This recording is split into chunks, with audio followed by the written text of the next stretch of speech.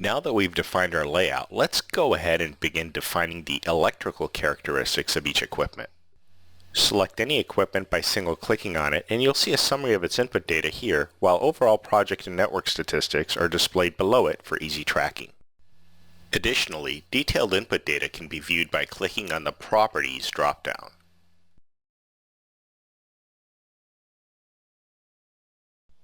If you prefer a spreadsheet-like view, you can click on the Data Grid button in the lower right corner.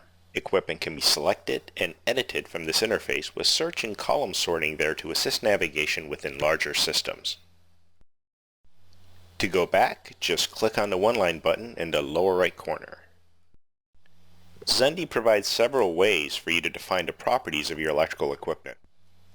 For example, you can edit any equipment by just double-clicking on it. The Editor UI is organized with panels with up and down buttons exposing and hiding these panels. Default values are provided to get you started, but you can edit the fields and even create personal equipment catalogs for reuse. Smart tooltips and real-time data checkers are there to help you along the way. Let's go ahead and click Save. Another way to find and edit equipment is via the Locator tool. Similar to the Data Grid, the Locator is adept at finding what you're looking for, but it also offers the benefit of moving your view to the selected item. To edit, we can double-click on the selection from the Locator tool. Let's define the secondary voltage as 4160, and we will select a 500 kVA dry type and sealed transformer from the Zendy equipment catalog. In a future tutorial, I will show how you can create your own transformer models and save them to your personal catalog for reuse. You can use the filter feature along with column sorting to help you quickly find what you're looking for.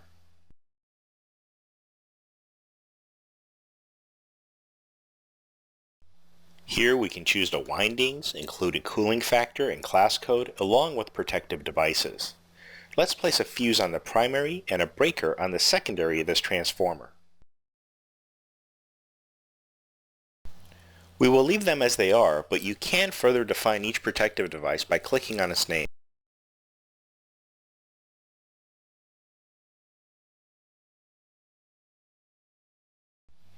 Additionally, we can define tap settings and manufacturer information. Before we save this transformer, let's edit the name, and once done, we'll click Save.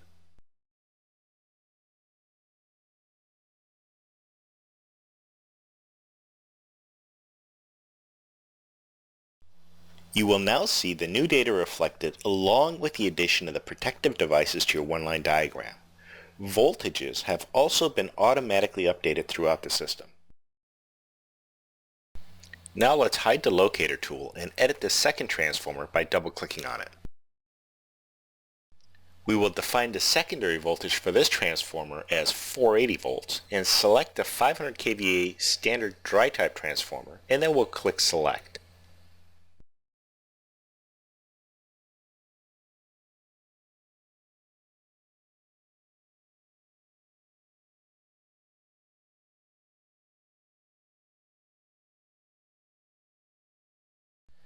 We will edit the name and also place circuit breakers on each side of this transformer, and once done, we will click Save.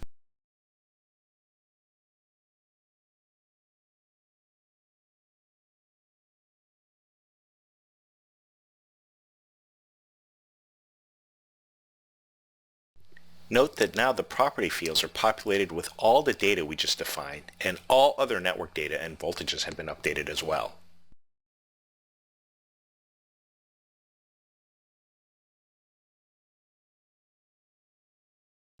We will now edit the cables connecting the load and motor to the bus bar. We will double-click on the cable to edit it. You'll notice that defaults are provided, but feel free to edit these as you wish. From the Zendy catalog, for this cable, we're going to select the Alcan cable with a 600 volt voltage rating. The catalog information for this cable has auto-populated many of the fields, and we can also view or edit the from or to site connections by simply clicking on their names, which acts like a hyperlink. We will place a breaker on the from side and a switch on the to side of this cable. Resistance, reactance, and other details are exposed inside the third panel here. Once done, click Save. We will define the same cable for our induction motor connection, but we will place a breaker on the from side and a relay on the to side of this cable.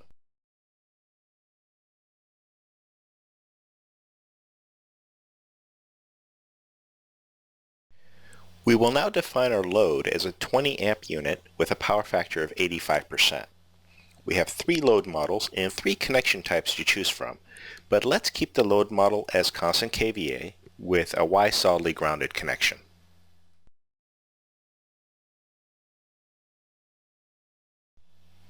Finally, we'll define our induction motor as a 30 horsepower, 2-pole, 460 volt rated motor. We can define in great detail our own induction motor model, and calculators have been included along with real-time data checkers to assist you if you wish to do that. All catalog information here will auto-populate the input fields as appropriate, as you will see. For many equipment, we've tried to include the actual manufacturer catalog part number when available.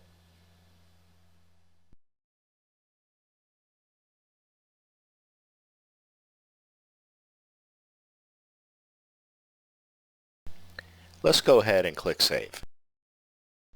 You may have noticed a red LED next to your project name. This indicates that you have made changes that have not been saved yet. Click on the Save button and you will see the LED change to green.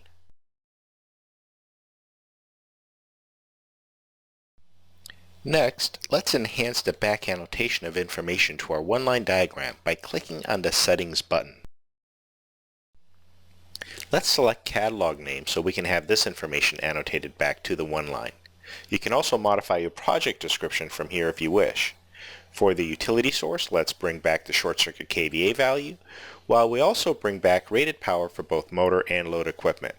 Finally, let's bring back length and size data for cables along with transformer rating and impedance values. Units can also be changed if you wish. Once done, click Save and note the additional input data now annotated back to the one-line diagram. Additionally, you can also color your one line from the same settings interface. Coloring can be defined for various voltage levels in your network as shown here.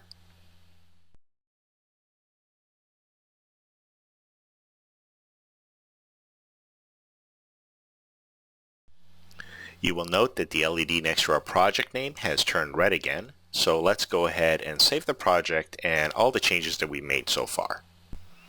So that's it. In the next tutorial, we'll learn how to perform a power flow simulation for this project.